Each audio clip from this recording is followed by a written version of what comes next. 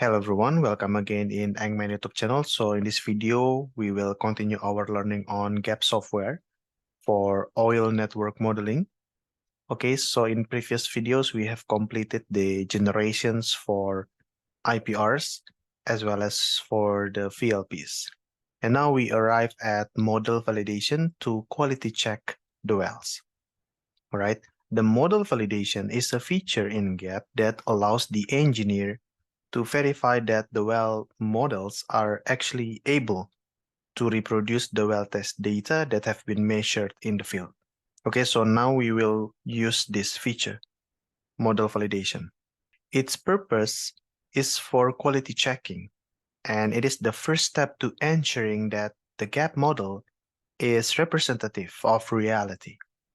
The model validation can be used first whenever the gap model is built, to verify that the well VLP and IPRs imported into gap from Prosper are actually consistent with reality.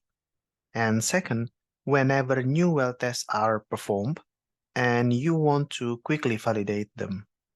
In this case, we will have, let's say, some recent new well test data, and we will populate the data into this gap software. Okay, so let's go to model validation, wells model validation. Still, we have blank here. Compare measured and estimated rates for VLP and IPR wells. Okay, so we have 6 wells.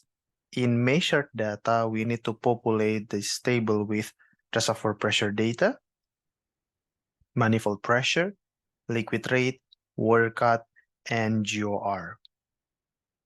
Okay, these are, let's say, the updated data you get from the field.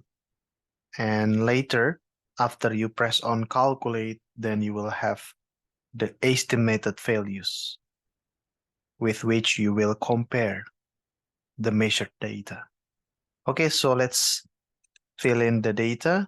You can follow me. Okay, let's be careful here because it's well 1A, 1B.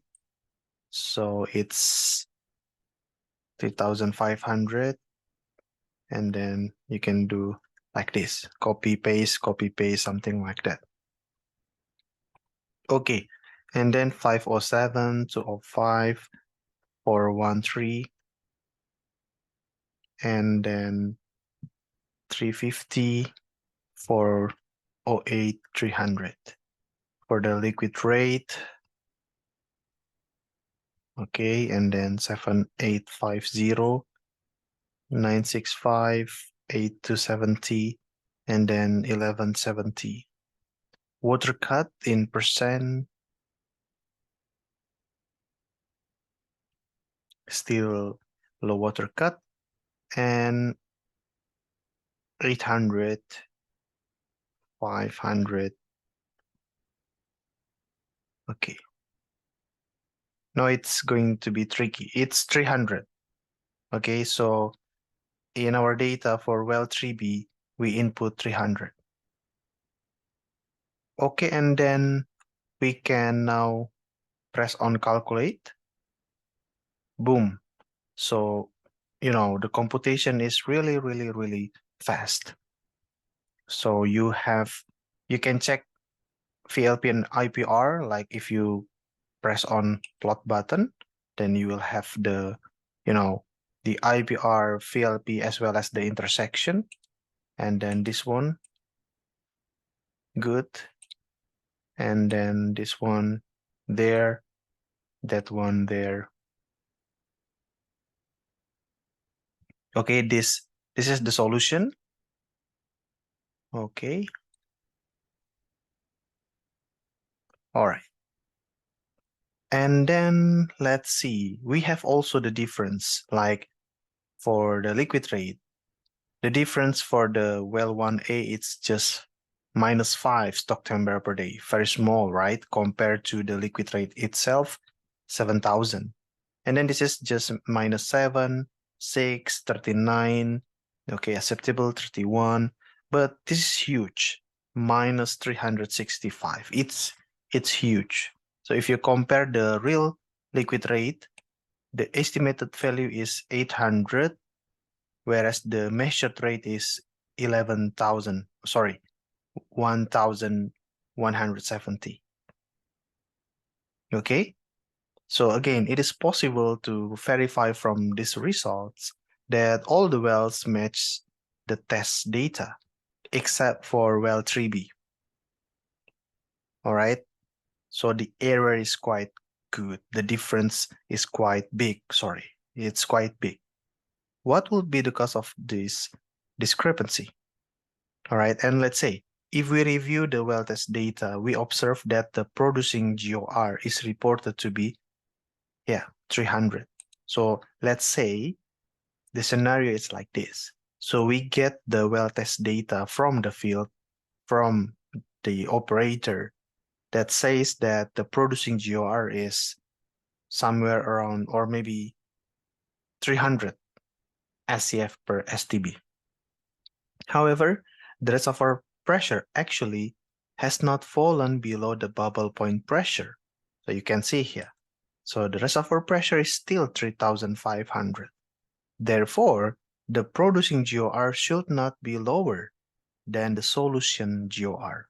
Once again, as our current reservoir pressure is still greater than the saturation pressure, or is still greater than the bubble point pressure, then the producing GOR should not be lower than the solution GOR. Okay?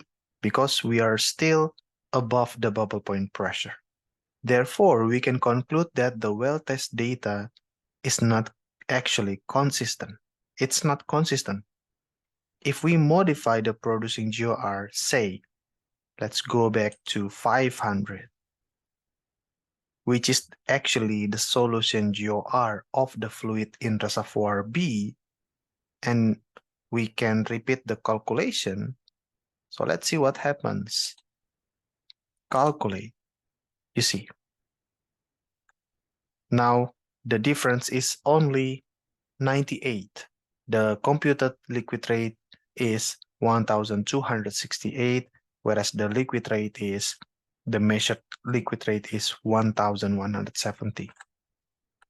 All right, so now the difference becomes much smaller. And we can say that based on the data from these 6 wells, now the Prosper files are actually validated. And we can move on since we know that the EMBAL and Prosper files are valid for the next simulation, for the next network modeling.